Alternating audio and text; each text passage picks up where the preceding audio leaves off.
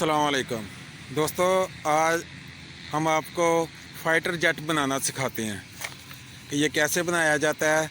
चलें ताहा, आप बना के दिखाएं। एक सादा पेपर से आप कैसे फ़ाइटर जेट बना सकते हैं।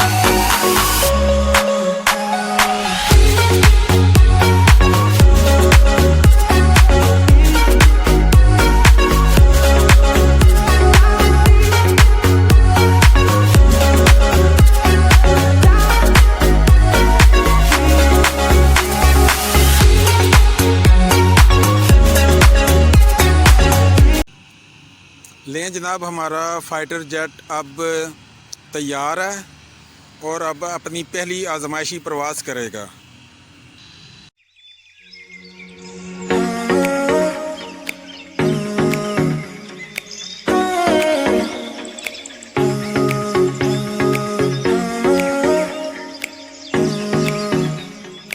दोस्तों, इस फ़ाइटर जेट की सबसे बड़ी खूबी ये है कि इसके ज़रिए सुखोई 30 और राफेल त्यारे को भी गिराया जा सकता है।